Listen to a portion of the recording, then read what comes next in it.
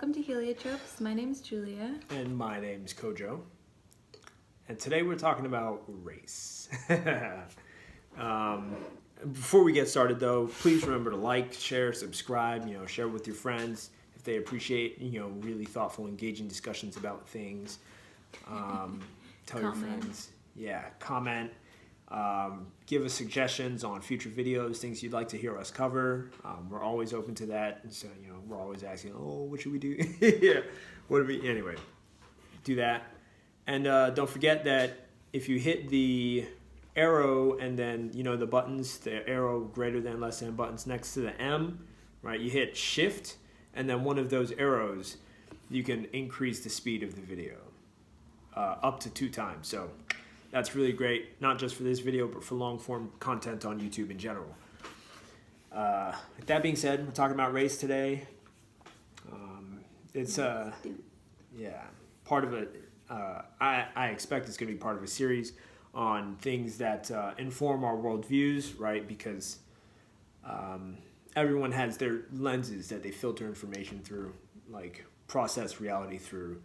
And one of the things I pay attention to is race, what it is, and how it impacts the way people interact. And, it's super important because, whether it's just one of those things that's so pervasive, right? In the same way that capitalism is everywhere, and once you know what to look for, you can see it everywhere.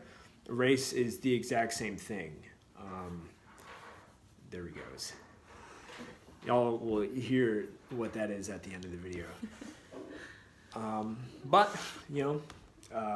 So for this video, I'm going to share a lot of my ideas that I've been working on, right? And I do think this is important to say, I'm not just like, for lack of better words, right, talking out of my ass about race, like this is a thing that I have devoted a good amount of, study and observation to over the past few years. And this is kind of like the first, I guess, formal public engagement with folks. Y'all are getting a front row seat to some of this stuff. So Consider yourselves very lucky. Yeah, there you go. And Julia's going to facilitate, right? Because anyway, Julia's going to ask some questions and engage in that way. I might ask some questions back. We'll see how this goes. Anyway. Without further ado, right, as they say, let's get started. So, race, I think that's one of the, so I guess we can start with why is it important to talk about race? We already covered that actually, because it's pervasive, right? Because whether or not it's something that you've attended to, as in paid attention to in your life, regardless of how you think about it, what you think about it, it is something that really, it's one of the fundamental forces that shapes your life unconsciously, as far as the societal, the cultural unconscious, right? Like race is a huge force in that. It shapes our collective identities. It is a collective identity in itself, as well as our personal identities and how we engage, how we feel like we can engage with the world. Race has all that power and more because people give it power, right? So I guess as far as defining it, right, that's the first thing is it is a social construct. There's zero biological underpinnings for the concept of race, which is not to be conflated. A lot of people conflate skin color and race. And when I say conflate, I mean like they artificially, put them together as like they're the same thing. They're not the same thing. Skin color is different from race. Race is a social construct that was created by white Christian Europeans. We'll get into that. And you go ahead. I was just going to say you might want to give an example of the difference between skin color and race. Right. And skin color is this biological, it's a biological facticity. It's a heritable trait.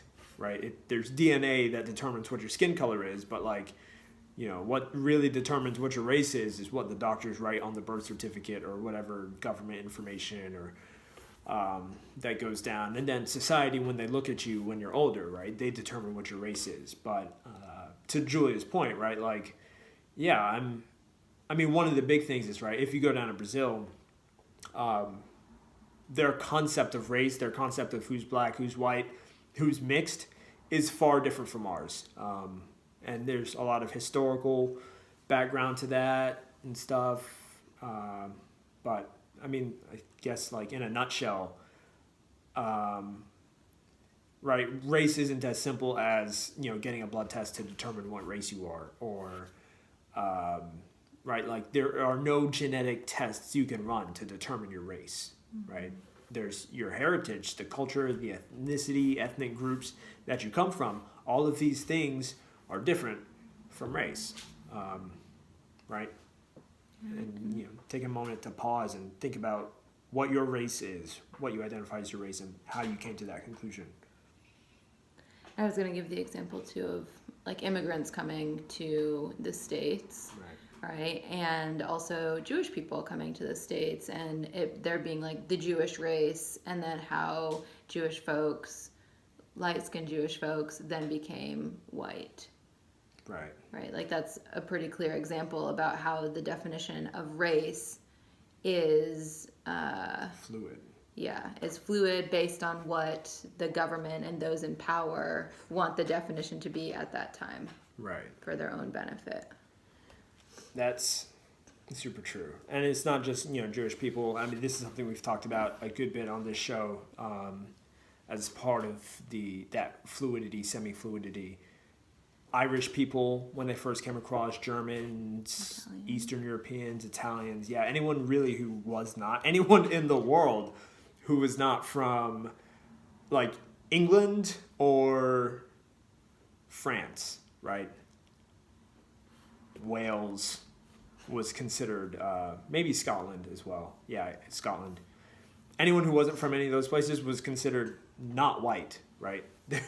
And who was it? I forget who it is. Dr. Claude Anderson.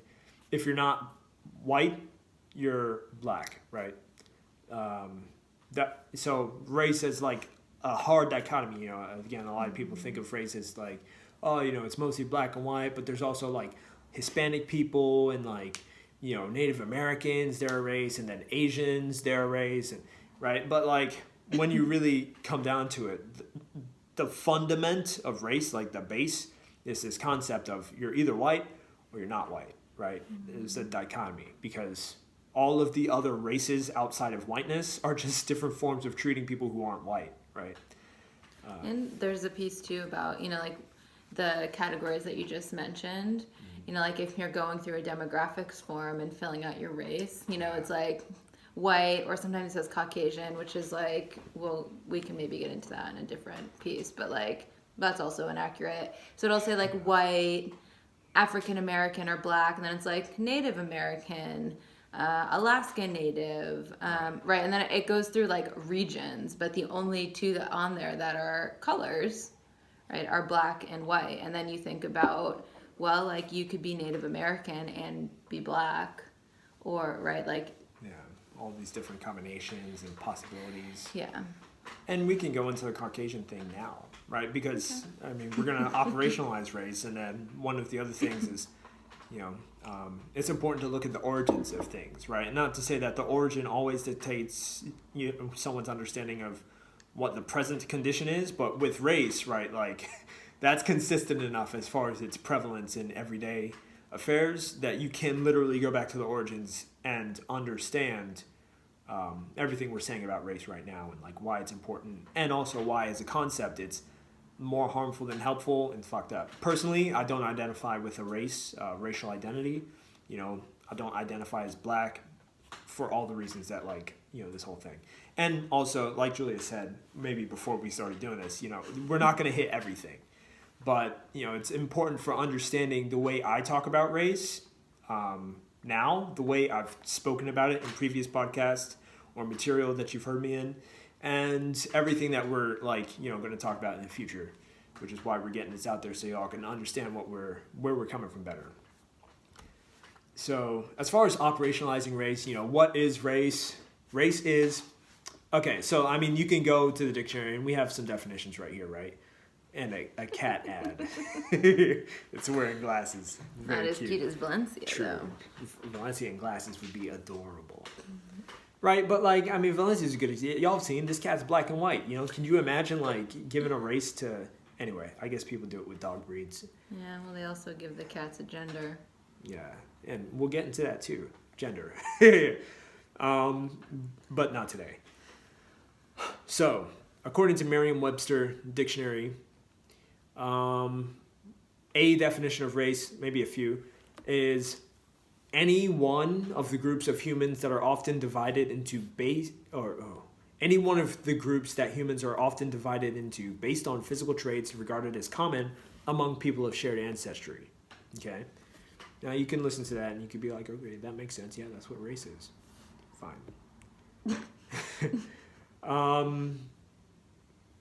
B. A group of people sharing a common cultural, geographical, linguistic, or religious origin or background. C. The descendants of a common ancestor, a group sharing a common lineage. Right? 2A. A group of living things considered as a category. Right? So, like, I mean, you could be listening to this and you could be like, oh, what's the problem with that? Well, let me tell you. Tell us, Kwadjo. So, for one, I mean, one of the most, outstanding things that stands out. It's not like, oh, that's outstanding. It's like, this stands out to me. And you can, also share if you want, like, what stands out to you. Is that in these definitions, race as a concept in these definitions is not unique, right? It's not helpful. Like, these definitions come across to me as a way of defining something that cannot really be defined, right? And then, I know you can say that with like any word, you get epistemological and stuff like that. But what I mean by that is, like with this number one, right? Any one of the groups that humans are often divided into based on physical traits regarded as common among a people of shared ancestry, right? You could call that an ethnic group. You could call that, a clan, a tribe. You could call that, you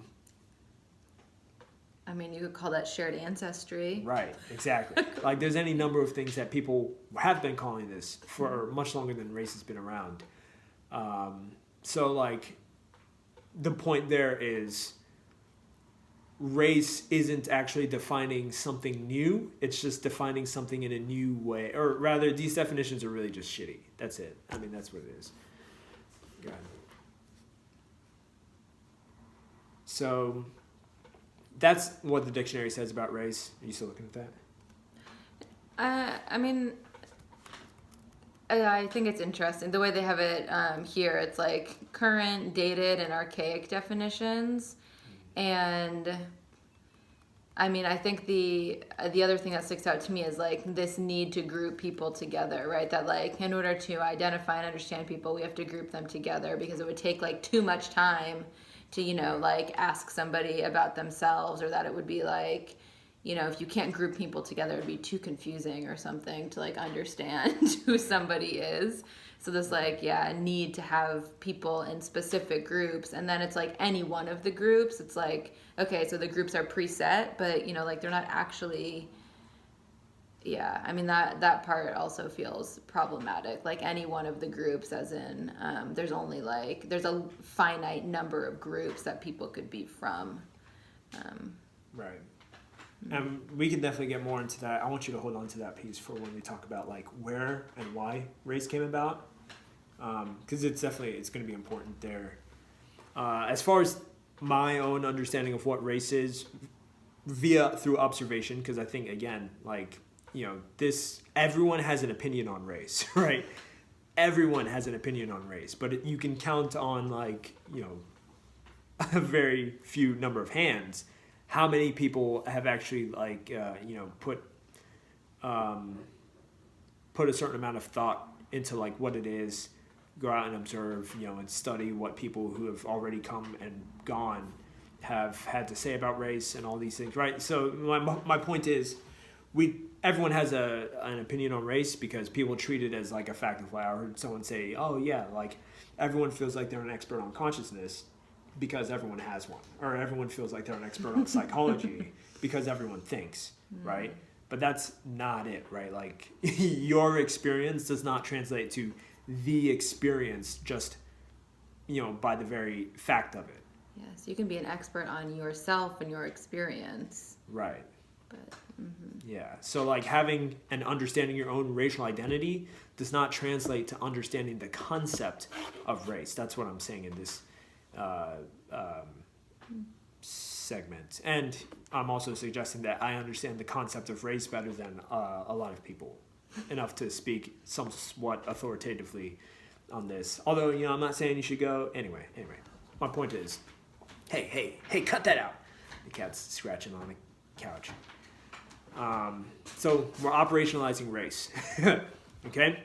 Race is, first and foremost, a social construct and the central feature in a system of oppression in which implicitly and explicitly held assumptions about the complete human quality of certain groups of people, bolstered by the history of misinformation through socialization, create interconnected hierarchies of social, economic, and political privilege, which is I defined it as access to power and self-determination, right? So like, that's again, this concept of privilege that we think of, outside of the context of in-group, out-group dynamics, that is like the in-group has privileges, right? But like in a human rights context, white privilege is also bullshit, right? Because, by white, when we, talk about white privilege, what we're really talking about is the group, the in-group that has access to the power and, self-determination and some sort of like collective self-interest.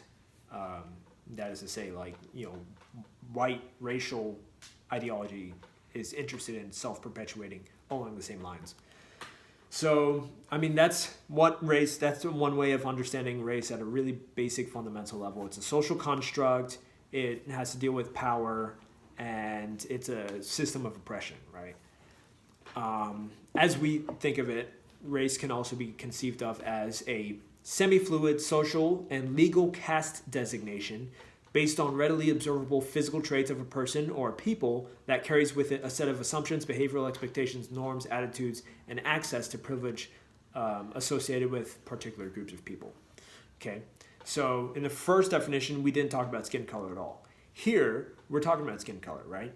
And again, think about all those examples of race from before, right? How do you know, right? Because everyone also has that understanding of like who belongs to what race. Like if you see someone, you're like, oh, they are this, and you might think of it in racial terms.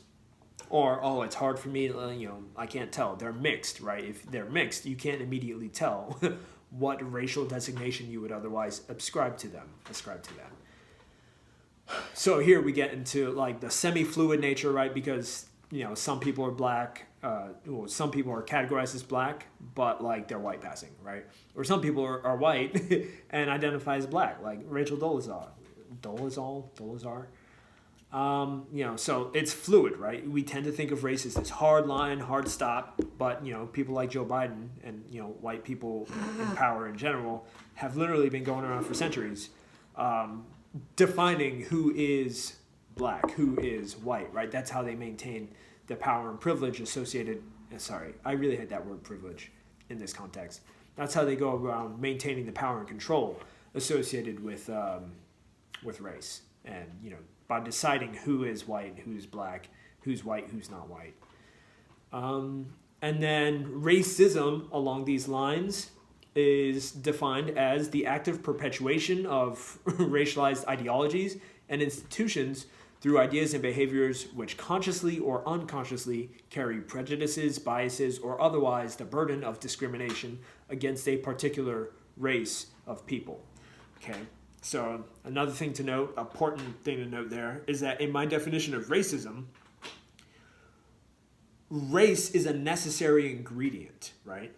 So, right, because prejudice is a thing, discrimination is a thing. These are things that we are not going to fix per se while maintaining, human autonomy and agency and individuality and stuff, the uniqueness of the person. But racism as a specific form of discrimination is specifically contingent on race, So in my estimation, right, the reason I categorize and define everything as such is because I'm convinced that until we get rid of racism,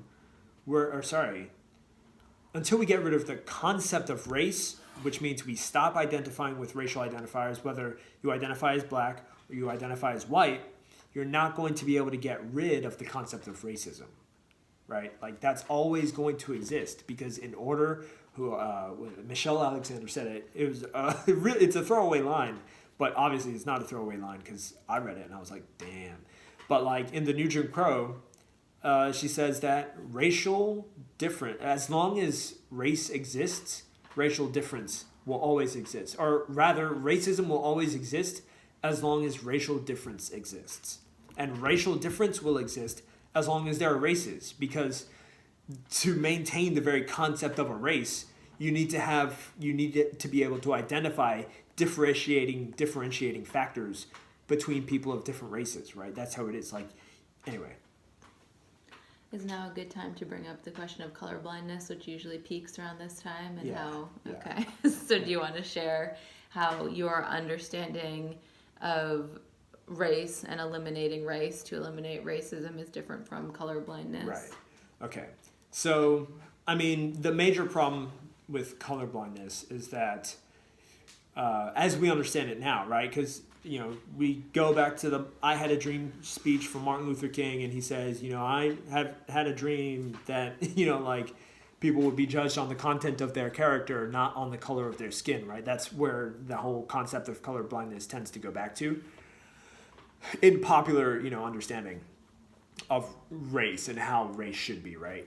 Of a raceless society. And the problem with colorblindness there, again, looking at all of the history of the 60s and everything that came before it, and really everything that came like right on the tail end of it and afterward, right? Like in the 70s into the 1980s,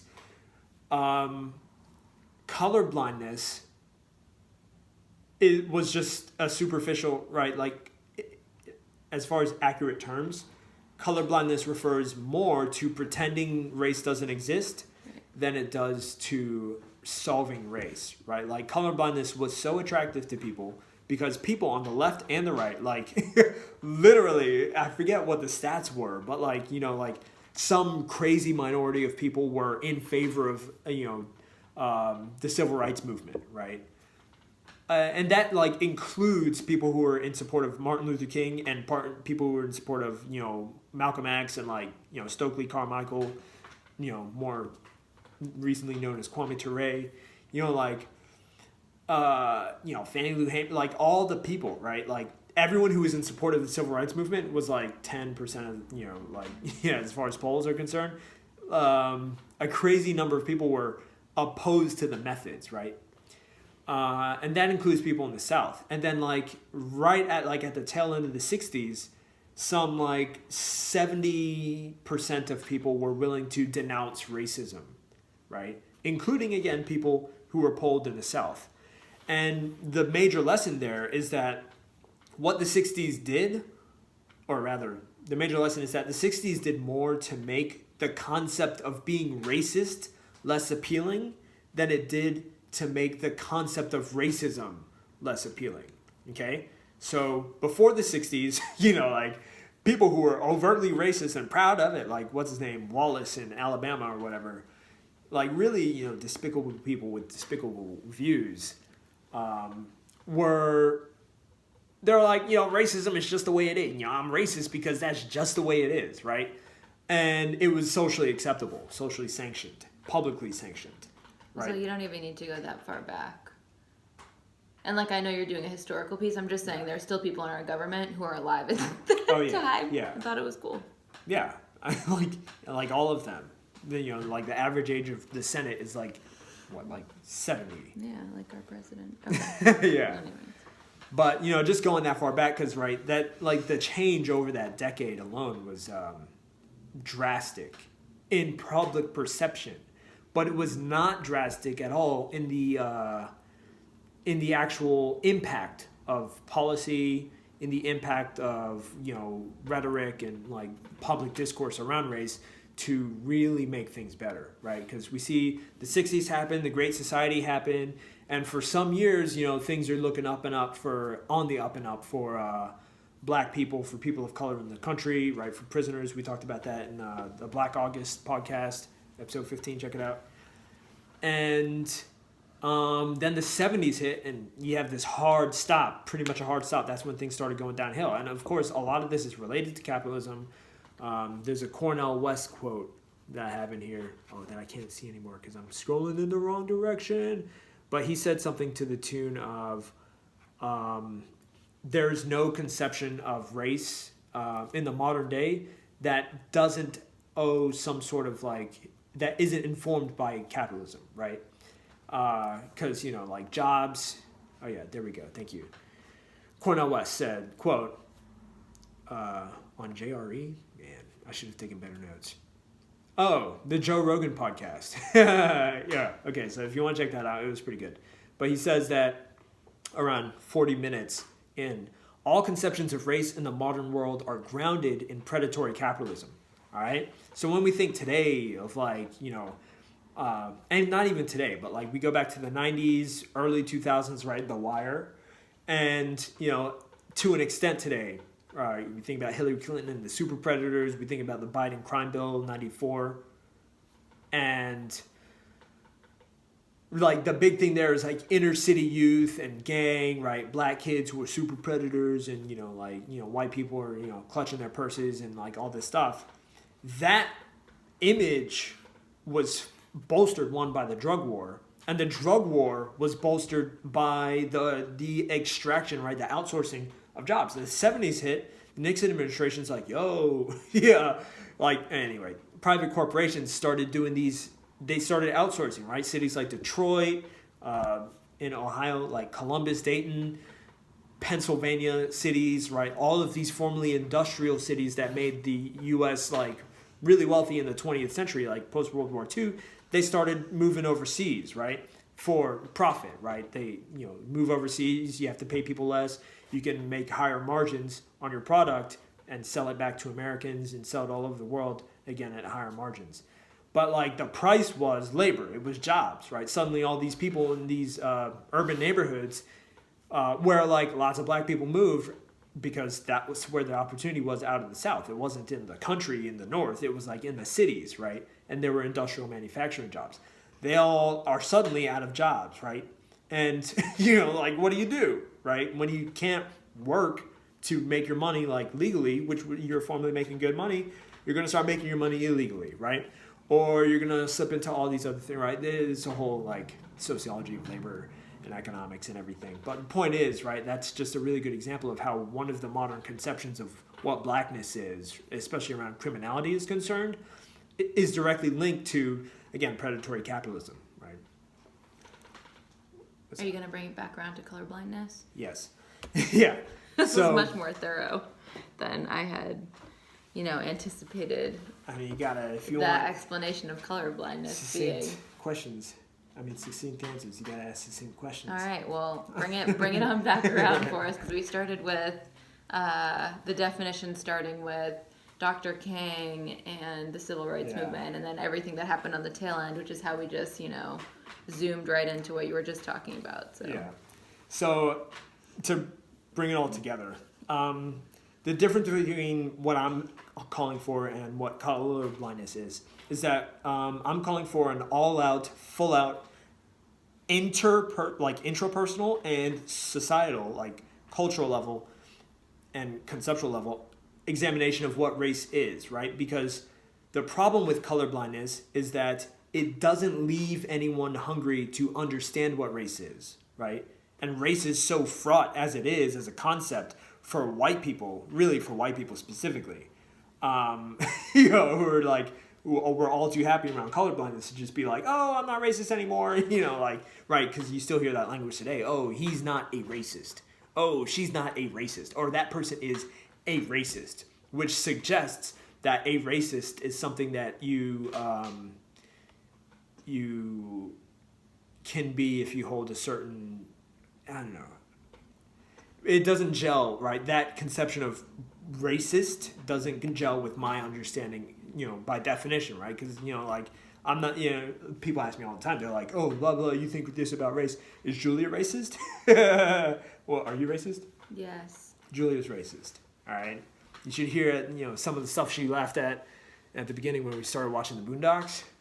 I mean, it was Uncle Ruckus stuff. He would say stuff, and then you'd like chuckle, and I could tell you'd be like, "Oh my gosh!" Like, but I was also like, that's an odd thing to laugh at. But yeah, I'm not gonna go around and be anyway. Point is, this conception of racism that we're working with is rooted in understanding that regardless of what you think, society has indoctrinated you into ways of racial thinking, right? That's what racism is. And then to use, terminology I actually got from Julia, there's either active or passive racism, right? Or active or passive, racism via your relationship with active or passive whiteness, right? Like if you're an active white person, you have an active white identity, you go around being like, oh, white nationalism, this is a white country, like we want our land back, our country back, right? Then you're going to go around and you're going to be actively racist, right? Racist in the explicit pursuit of advancing some sort of white agenda, right? But if you're like the majority of white people in this country who are, perfectly content, again, with the whole colorblindness thing of ignoring their whiteness for the sake of claiming that you don't see race or that you're not a racist person, then the net effect that does is not to get rid of racism, right? When people talk about microaggressions and like all this stuff that people think is imaginary, what that is you not being able to, I'm not saying you, but I probably am actually, so let's go with it. But it's a person not being able to hide the fact that they are indoctrinated into the system. Okay, so colorblindness doesn't work to solve racism because ignoring race does not solve racism. What I'm calling for is an intense understanding of who you are outside of race, right? You have to understand race in order to discover who that person is. And it's an intensive process because, like we said, it literally involves everything. Who you are, like how you identify as a person, as an individual, how you identify as a collective, how you identify with people, what you do, like what you wear, how you think, like how you respond to certain thoughts, who you are in certain social contexts, who you are with people, your relationships with the people around you, like it's everything. And again, not because I'm saying it's everything, but because we live in a society that was founded, on like several principles, and racism was one of them. Right, you literally think of it like people would be like, "Oh, we were founded on principles of democracy and freedom and liberty and the pursuit of happiness." Meanwhile, right, there's like people who were involuntarily kidnapped and put in chains and forced to work for like no pay, and beaten and brutally tortured and murdered, and then they were freed and then continued to like even more brutally murder and torture. Right, like given that reality, which one of these principles is more real, as far as this country is concerned? Is it democracy and liberty, or is it racism, right? Because one of them has actually been around for longer than the country's been around. And the other one we're actively, still pursuing every day, in large part thanks to the people who are, anyway. Yeah, not to mention the indigenous folks who are here who are also, right. Murdered and raped. And I do want to come back to like the active and passive piece just for a moment, because I think the way that you painted active it's accurate. And active whiteness also looks like asking to talk to the manager or doing something is illegal and knowing you won't get caught, or if you do get caught, it won't be a big deal, or like ignoring certain things that you like should be talking about, right? It's not just storming the Capitol. Like the active part of being white is also being aware that you get certain advantages and then using those, purposely. Yeah. I think what you said at the end is more on point than like, kind of the beginning stuff, right? Because when I think of You know, again, I don't. I have never identified as white. I don't know what that's like. But right, so I can only speak from, you know, my experience. But when I think of active whiteness, in that sense, like you said, right, like if you know that what you're about to do is because you're white, then that's, you know, some sort of active, you know, engagement with your whiteness. But if you don't think of it in those terms, then, right, by definition, it's passive. Because it's still happening, but it's not happening because you think it, right? Like, you know, there's white women, right? So I'm thinking of, what's her name? It doesn't even matter her name. That Karen from the park who called the police on the bird watcher. Yeah. I could see, right, like in her normal day-to-day life, I don't expect that she has an active white identity. But in the instance where she's like, there's an, what'd she say, African-American or black, where she like emphasized like this dude's race, right, presumably to like, you know, increase the urgency of the police, you know, to arrive on scene, that kind of thing where there is an awareness of like the racial disparity and how, right, or really an awareness of race and the disparity, the behavioral disparity, right? That qualifies, right? So that is an important point. Yeah, I just don't want everyone to be thinking that the only active white identities are the ones who are storming the Capitol, because whiteness is used also in much more like subtle and harmful, like still, you know, incredibly harmful ways, while it's not like with weapons, guns or things like that. And yeah, there was one more point that I wanted to make too, but did you have something you wanted to say? Just that, I mean, you know, to Julia's point, the passive white identity, right, that's the majority, right? That's when I think of passive white identities, well, one, I think of, you know, Julia, not like in a bad way, although, you know, like, I don't really have any good conceptions of whiteness. You know, it's nothing. I think you're a great person outside of your whiteness. You're fine. But I think of like a lot of liberals, right? Like the well-meaning, the paternalistic liberals, the right, people who voted for Joe Biden because they think he's going to be so great and change the world, or people who voted for Kamala Harris who are white, who voted for her because like it's going to be great to have a woman in the White House, you know, like vice president, you know, like. To Julia's point, right, like a passive white identity in that sense can be and has been just as destructive as the active white identities. Because at the core, right, the reason the underpinning identity is whiteness is because the white identity depends, the active white identity depends on the passive white identity to literally hold up society, you know, passively through, you know, whiteness in society through passive means in order for them to pursue the active, you know, end of whiteness. Yes. I mean, I still feel like there's a part that's missing, which is that like two people could both have active white identities. One might pick up a gun and storm the Capitol, and the other might decide that they are going to like not provide housing loans to black families, or that they might, you know. And so like I basically what I'm saying is I don't want the only vision that people have of an active white identity, especially white people, to be what this stereotype like rural Racist. Exactly, because like that's dangerous, because then that further, right, like people like white people in particular are gonna be like, well, that's not me. No, the whiteness, the active or passive white identity doesn't refer to behavior. It's not a behavioral designation. Right.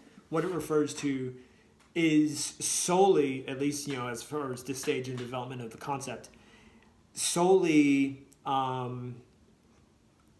a person's own intrinsic understanding of how race plays into their identity and their behaviors, right? Right. Their awareness and then the intention. Right.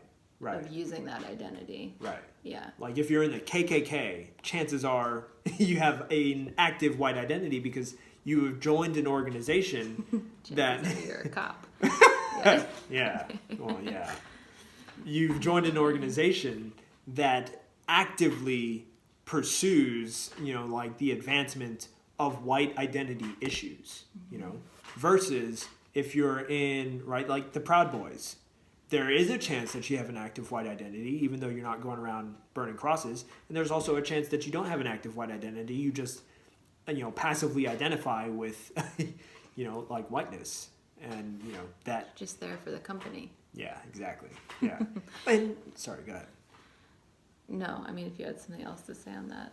I do. But it was just, I guess I'll leave it here, is that right, like an important thing to understand about, and like we haven't even come close to like really scratching the surface of like this whole thing, but again, in the sense that we're not talking about skin color, right? We're talking about identities, the way you identify, and all of these, everything that comes with that, right? Because the way you identify manifests behaviorally.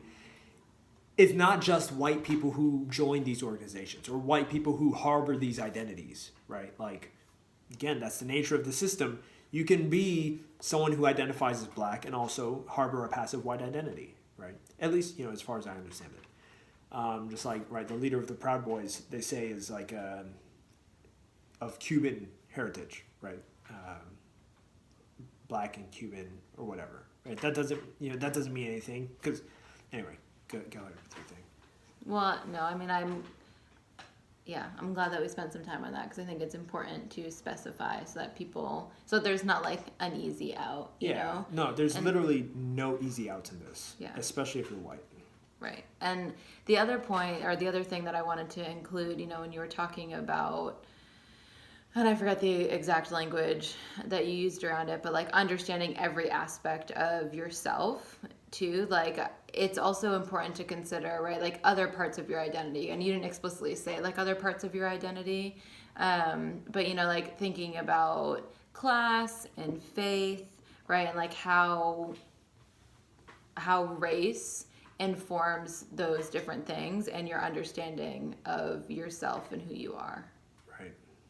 Right. It's everywhere. I mean, the other day, Julie and I were talking about, like, what does it look like when, right, like, when a white person gives up their white identity. And really, like, literally, just to be clear, like, that is what this is calling for, right? This isn't just like, oh, I'm going to understand race and then I'm going to continue to perpetuate the system of race. Because, again, at the the foundation... And if you find experience, like information, evidence to the contrary, put it in the comments or like call us, hit us up on social media or whatever, or on the phone and say, hey, like here's some, contrasting evidence, contradictory evidence to what the claims you're making.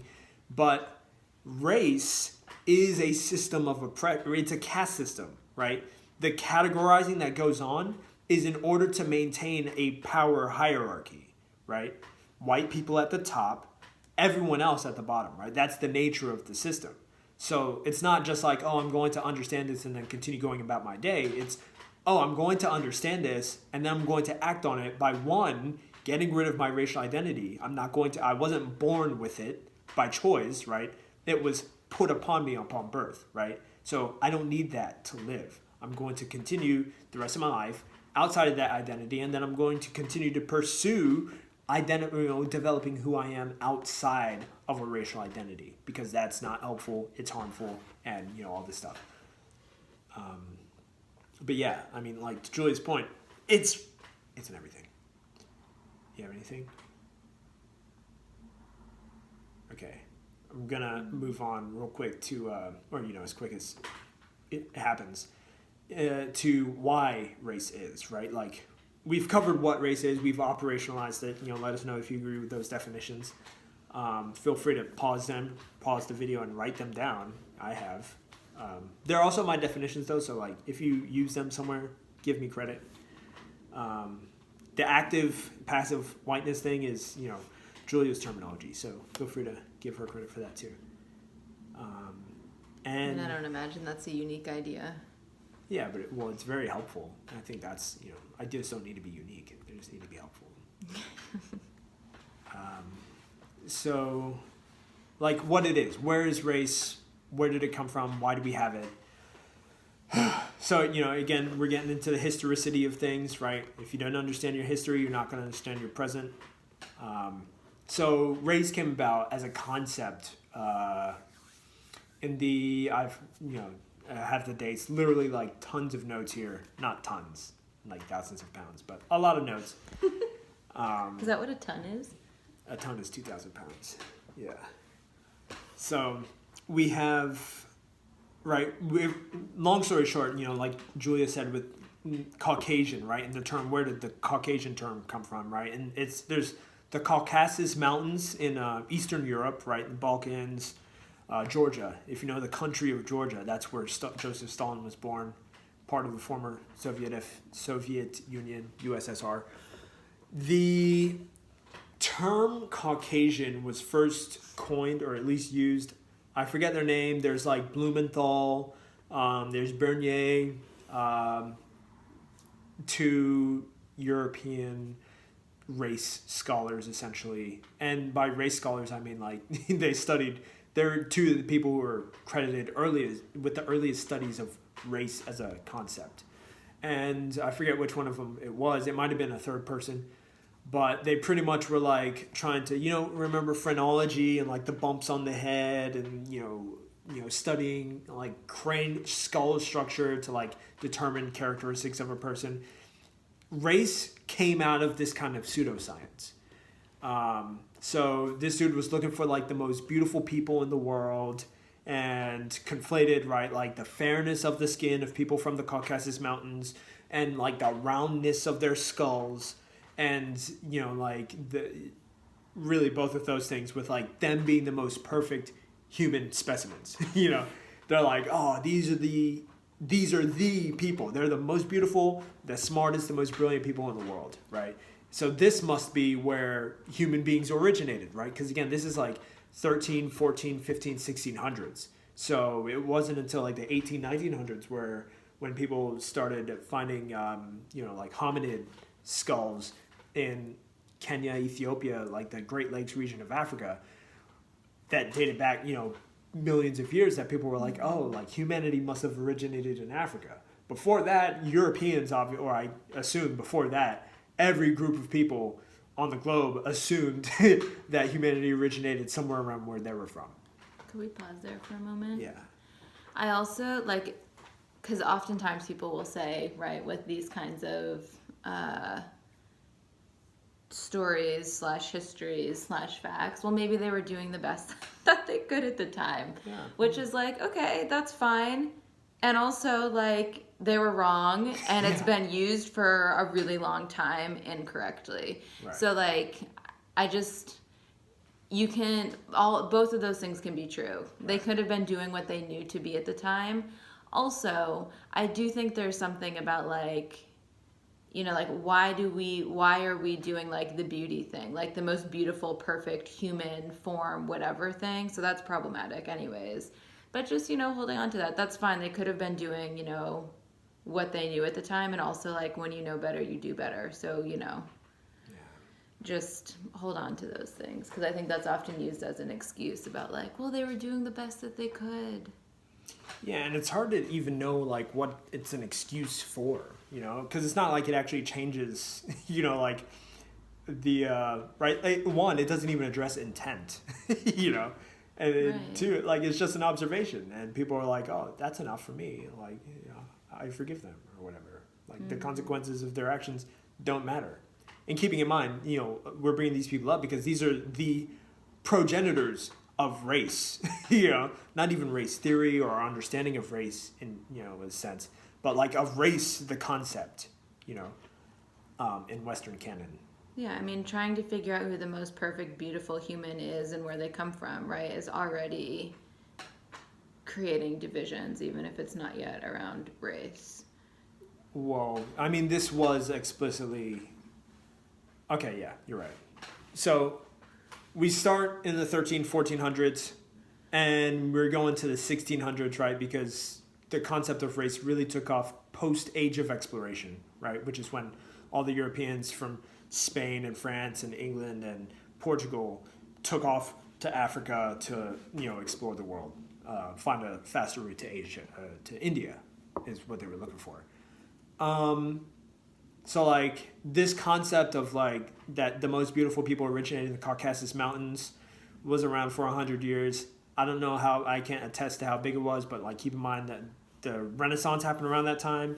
The Middle Ages was coming to an end around that time as well. So it's not like this kind of knowledge was all over the place and people were like clamoring for it. But by the time we get to the 1600s and people are starting to explore the world and, especially the New World, right? Like right at the end of the 1400s, the New World happens. So 1500s, 1600s, there's a whole new continent of people who are being discovered. Africa is being more, explored by, and when I say discovered, I mean by Europeans. Africa is being more explored by Europeans. All of this is very Eurocentric. They start to say, hey, like maybe there's more categorizations. Like this is useful because now we know that like Europeans are the most beautiful people in the world. And Europeans are the most smartest people in the world. Like that's probably how they said it, the most smartest people in the world. Because, we have all of this because technology they were demonstrating of destruction. their intelligence. Yeah, exactly. And because they do, we do things our way, so we must be the best. Yes. And right, tautologies, T-A-U-T-ology, or autology, whatever. Point is, it's a statement that like affirms itself, like the definitions of race that we saw. So that they start to develop this new classification of race, right? And now it involves not just like, oh, you're Caucasus, you're Caucasian, but you're either European or you're like Ethiopian, which is how they're referred to all of Africa, or you're like I forget what terminology they use to describe Native Americans, or you're Mongoloid, right? Because that's how they described East Asian. And then, Aryan has had like its own like subclassification, like the English and like Indian subcontinent people have. There's some interesting legal history there in the United States that dates back to an interesting like understanding of like a shared heritage, right? The swastika is a symbol not just to represent like the Nazis, but the Nazis identified with the Aryan race, and they understood that like there's a strong connection between Aryan European heritage and like the Aryan like Indo European or Indian subcontinental heritage. So, all right, there's all these links, but long story short, race turned into, right, like this 5 subgroup categorization that had Europeans at the top. Again, because we do things the way we do, so we must be the best. And we're the ones going all over the world, right? So, like, we can spread how much the best we are. And they manifested that with, like genocide and slavery. And not to say it all started that way. There's enough evidence to suggest that like a lot of these interactions began benevolently, right? Like with trade and like some light cultural exchange, and of course that trade spurred more desire, and then that's what led down the rabbit hole to genocide and capitalism and where we are today. But it's a brief history of the world. Yeah. From 1300s on.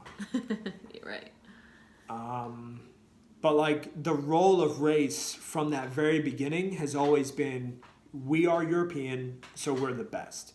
And to be more specific, it was, we are Christian Europeans. And the role of Christianity in there is interesting because it was like, oh, we're Christian Europeans, we are the best because we're European and we have like the divine mandate of God to be the best.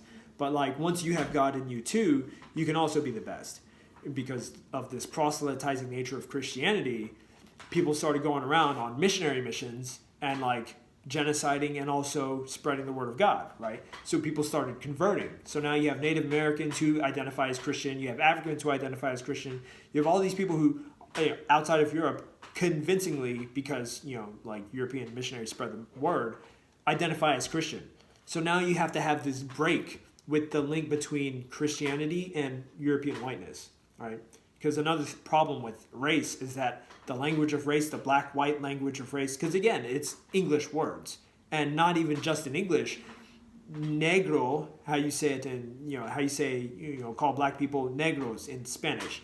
Negus, negal, different variations in Portuguese, right? Like Negro in English. They're all different derivations of the word black, right? In their own respective languages. So you have these associations with black and white, which prior to being used as racial identifiers, already had their meanings in Christian spiritual language, right? Like black referred to pretty much everything that was bad and everything that you don't want. Things that are rotting, things that are dead, things that are evil, right? Whereas white referred to things that are pure, things that are clean, things that are good, stuff like that, okay? So it's important to keep in mind that another, you know, consequence of maintaining that kind of language within this kind of racial power structure is that society reinforces the meanings associated with those words in every context that that word is used in, right? So it's like, oh, you know, like, I don't want this food because it's black. Ooh, and you throw it out, right? Like bananas. Oh, yeah, there's a black spots on it. Be like, nah, you eat that shit. Like, that's good. That's good banana. You don't make banana bread. You eat it by itself. It's sweet. You know, stuff like that. Or, you know, like, one of the things we talk about, white space on paper, right? Like, why is that good? Why is it good to have white paper? What if I have black paper, right? Stuff like that. You know, just think about, like, where white occurs in your, right, day-to-day outside of race. And think about the associations you have with it. And don't just be, you know, find something like, oh, you know, like, nah, like, I had a white spot on my, you know, like, toe, and I didn't think that was good, and I thought I should get it checked out. Don't look for the one random, like, odd thing that, like, you know, that where whiteness comes up and you're like, that's bad, right? Because chances are, whatever you're thinking of as far as white, it's believed to be a good thing in society. And then same thing, or the inverse about black, right? If you're into it, there's this Hegelian dynamic, right? Master servant. Anyway, I guess we can get into that in the next stuff as far as, like, you know, because, right, again, the origin story of race, right? Once race leaves that Christian domain and starts to enter the capitalist domain, it really, and not even at that point, but at the very beginning, right? You have this conception of race that depends on everyone else being what they are, or rather what you say they are, in order for you to be this thing, right? In order for you to be, right, white, everyone else has to be not white. And that's the formation of the in-group depends on, like, out-group classification. Mm-hmm. And it creates a system where for as long as that whiteness exists and for as long as the power to identify and to define is centralized within that white identity, nothing else will ever be able to challenge it effectively, right? Mm-hmm. Which means the existence of a white identity within the racial paradigms that we have now and have had for hundreds of years ensures the subjugation of everything outside of that paradigm, ad perpetuum. Yeah, and I mean, the way that you describe the in-group, out-group definition and defining, like the in-group defining itself based on the out-group and what it isn't is, you know, also a very... I mean, it's the way, right, like when white people talk about, like, not knowing what white culture is, or they'll be like, oh, like, well, there isn't a white culture. Like, there is. It's just that the way you define it is by, like, saying that it's not whatever these other, like, cultural pieces are, right. You know? And then when you think about how that gets down to an individual level and, like, how race hurts everybody, right? Like, obviously to different degrees, and in very different ways. But when you then get down to an individual level, and then the individual in-group person not having a sense of identity because their identity has not been based on, you know, like, who they are. It's been based on who they aren't. Right. Like, the impact of that. Right. It's deep. And one, final note that I'll make is that, right, you just reminded me of this with the whole piece about white culture and, like, if you want to understand, right, like, if you're, like, one of those people who's like, I don't know what white culture is, or you know that there's white culture, but you don't know what it is or what to look for, right, how to operationalize what whiteness, which is something we'll get into next time as far as operationalizing race, like, the different rate, like, whiteness and blackness, and, just digging a little further. Look at, again, active white culture, right? The only difference between active and passive whiteness is the intentionality and awareness behind it, right? So you will find out what white culture is if you look at what people who harbor an active white identity do, Look at what they do. And then just know that, like, white culture in general is what they do to different levels of awareness, all right? And different levels of subtlety. I don't know what the right word is for that. Yeah.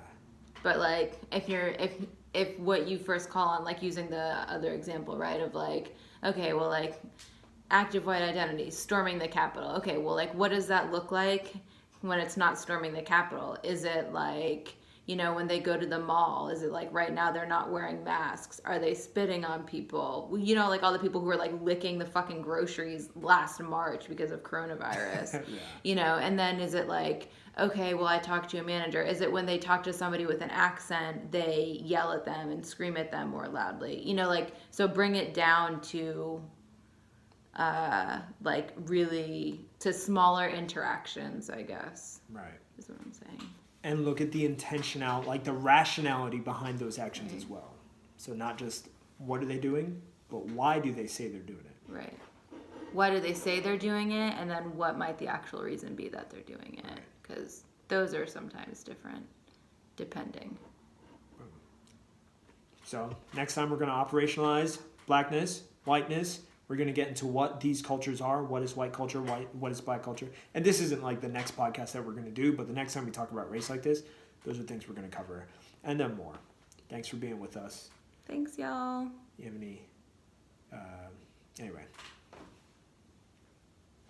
Deuces. Bye.